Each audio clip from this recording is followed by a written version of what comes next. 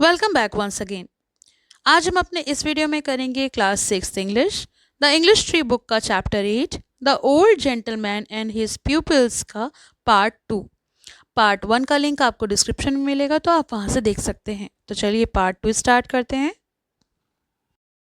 तो पार्ट 2 शुरू करने से पहले पार्ट 1 में जान लेते हैं कि हमने क्या पढ़ा। इसमें एक बूढ़ा व्यक्ति है जिसका नाम है फैगिन, जो जेब कतरों का सरदार यानी सरगना था। वो अपने दो लड़कों यानी डॉजर और चार्ली बेट्स से ये पूछता है कि उन्होंने सुबह से कोई काम किया। दोनों जवाब देते हैं कि उन्होंने बहुत मेहनत करी। डॉजर अपने जेब से दो बटुए दिखाता है निकालकर, और चार्ली चार रुमाल। ओलिवर ने अभी अभी उनके साथ काम करना शुरू किया है और उसे बेचारे को पता नहीं है कि ये सब चोरी करते हैं। भोलेपन से सोचता है कि ये सब कोई अच्छा काम करते हैं। उसे अभी सच का पता नहीं है। इसके बाद फैगिन एक खेल खेलता है जिसमें वो अपने जेबों में घड़ी, चेन, रुमाल आदि रखता है और सड़क पर चलने वाले एक बूढ़े अमीर व्यक्ति की नकल करता है, लेकिन घूमता कमरे में ही है। डॉजर और चार्ली उसकी जेबों से सारी चीजें चालाकी से निकाल लेते हैं बिना उसे पता चले। ओलिवर ये सब देखकर खूब हंसता है। उसको लगता है ये तो कोई मजेदार खेल है, लेकिन वास्तव में ये जेब कतरी है जिसका अभ्यास करना वो सिखा रहा था। थोड़ी देर बाद दो लड़कियां वहां पर आती हैं जिनका नाम है बेट और नैन्सी। उनके कपड़े और बाल थोड़े बिखरे हुए हैं।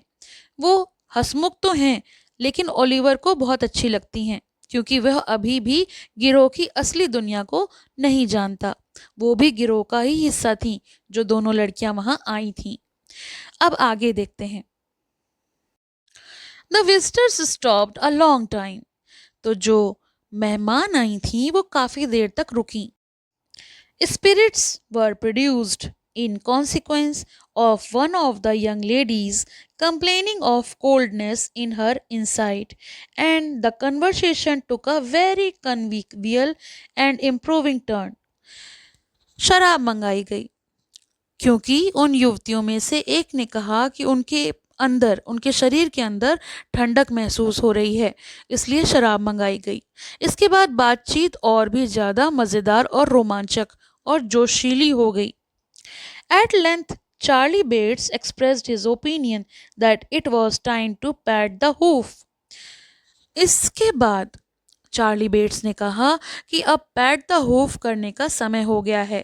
पैट द हूफ का मतलब यहाँ पर कुछ कोड वर्ड यूज किया गया है।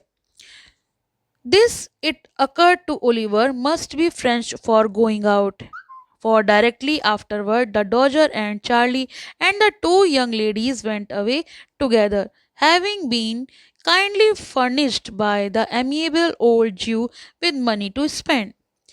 उसके बाद वहां से दोनों यानी डॉजर और चार्ली बेट्स और वो दोनों युवतियां नैन्सी और बेट सब एक साथ बाहर चले गए। ओलिवर को लगा कि ये कोई फ्रेंच शब्द होगा पैट द हूफ्स, जिसका मतलब है बाहर घूमने जाना। उन्होंने खर्चे के लिए उस बूढ़े व्यक्ति फैगिन से पैसे भी लिए और फिर वो चारों वहां से निकल गए। There my dear said Fagin. Fagin इस पर कहता है, देखो मेरे प्यारे, that's a pleasant life isn't it. कितनी बढ़िया अच्छी जिंदगी है ना। वे लोग आज दिन भर बाहर के लिए गए हैं। They have gone out for the day. पूरे दिन बाहर के लिए गए हैं, मौज मस्ती करेंगे। कितनी बढ़िया जिंदगी है। Have they done work sir, inquired Oliver. Oliver ने पूछा, क्या वे अपना काम कर चुके? यस सेड द ज्यू। ज्यू ने कहा, हाँ। That is unless they should unexpectedly come across any when they are out, and they won't neglect it. If they do, my dear, depend upon it. यहूदी ने उसे कहा, या यूं कहो कि अगर उन्हें बाहर किसी काम का मौका मिल गया, यानी गए तो वो सब घूमने के लिए हैं, लेकिन अगर उन्हें काम का मौका मिल गया तो वो उसे गवाएंगे नहीं, उसको छोड़ेंगे नहीं।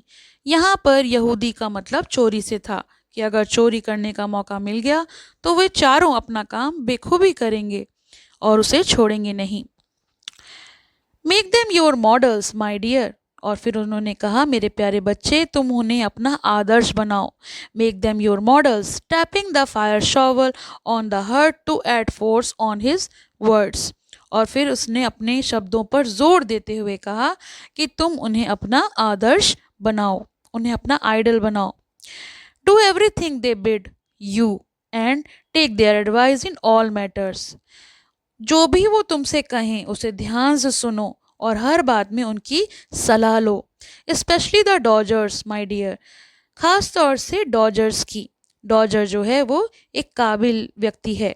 ही will be a great man himself and will make you one too if you take pattern by him. वो बहुत बड़ा आदमी बनेगा, अगर तुमने उसकी तरह उसका व्यवहार अपनाया तो तुम भी एक दिन बड़े आदमी बनोगे। इज माई ज्यू स्टॉपिंग शॉर्ट, और इतना कहकर, is my handkerchief hanging out of my pocket my dear, said the Jew stopping short. और फिर इतना कहकर वो अचानक रुक गया और बोला, क्या मेरा रुमाल मेरी जेब से बाहर लटक रहा है मेरे प्यारे? Yes sir, said Oliver. Oliver ने कहा, हाँ हाँ श्रीमान, लटक रहा है। See if you can take it out without my feeling it as you saw them do when we were at play this morning. फिर उसने कहा, तो देखो तुमको क्या करना चाहिए, क्या तुम बिना मुझे महसूस कराए उसे निकाल सकते हो? यानी उस रुमाल को ऐसे निकालो कि मुझे पता भी ना चले, जैसे मैं सुबह खेल रहे थे। Oliver held up the bottom of the pocket with one hand as he had seen the Dodger hold it. तो ओलिवर ने क्या किया? ओलिवर ने एक हाथ से जेब के निचले हिस्से को पकड़ा, जैसा उसने डॉजर को करते देखा था सुबह प्ले के समय, और दूसरे हाथ से रुमाल को बड़ी सावधानी से निकाल लिया। And Drew the handkerchief slightly out of it with the other, यानी एक हाथ से डॉजर की तरह उसने पॉकेट को पकड़ा और दूसरे हाथ से चुपचाप बहुत सलीके से वहां से उसे निकाल लिया, जिससे किसी को कुछ पता ना चले। It is gone, cried the ज्यू। फैगिन ने उत्साह से पूछा, क्या वो निकल गया? Here it is, sir, said Oliver. Oliver ने कहा, यहाँ रहा sir, showing it in his hand, और फिर उसने अपने हाथ में उस रुमाल को दिखाया। You are a clever boy, my dear, said the playful old gentleman. और फिर उसने उसकी तारीफ करते हुए कहा, तुम बहुत होशियार लड़के हो मेरे प्यारे। Patting Oliver on the head approvingly, और फिर उसने उसके सिर पर प्यार से हाथ फेरते हुए बोला, I never saw a sharper lad. और उसने कहा कि मैंने इतना तेज दिमाग वाला लड़का कभी नहीं देखा। Here's a shilling for you, और फिर उसने खुश होकर उसे एक शिलिंग दिया।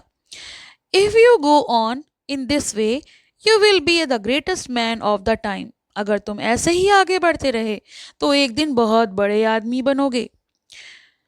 And now come here and I will show you how to take the marks out of the handkerchief.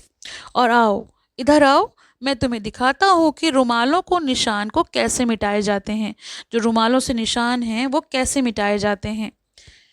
Oliver wondered what picking the old gentleman pocket in play had to do with the chance of being a great man. Oliver के मन ही मन सोचने लगा कि बूढ़े आदमी ने जेब से रुमाल निकालना और महान आदमी बनना, दोनों बातों का क्या संबंध है? भला कोई जेब से आसानी से रुमाल निकालकर बड़ा आदमी कैसे बन सकता है? ओलिवर को ये बात बड़ी अजीब लगी। But thinking that the Jew, being so much his senior, must know best, he followed him quietly to the table and was soon deeply involved in his new study. लेकिन उसने सोचा कि यहूदी यानी जो बूढ़ा व्यक्ति है उससे बहुत बड़ा है, बहुत अनुभवी है, इसलिए ज़रूर कुछ जानता होगा, इस बात में भी कोई संबंध ज़रूर होगा। इस विचार के साथ वो चुपचाप उसकी मेज की ओर चला गया और अपने नए अध्याय में गहराई से जुट गया, जो भी उसे सिखाया गया। तो ये जो पार्ट है वो ओलिवर ट्विस्ट से अडेप्ट किया गया है बाय चार्ल्स डिकेंस। तो ये तो हो गया इस पार्ट का एक्सप्लेनेशन। जैसा कि आपने कहा था कि पार्ट 2 आपको चाहिए, तो मैंने आज इसका वीडियो अपलोड कर दिया है। इसके क्वेश्चन आंसर्स का लिंक भी आपको जल्द ही मिल जाएगा। तो thank you for watching, have a nice day. पसंद आया हो तो लाइक करें, शेयर करें और चैनल को सब्सक्राइब करें।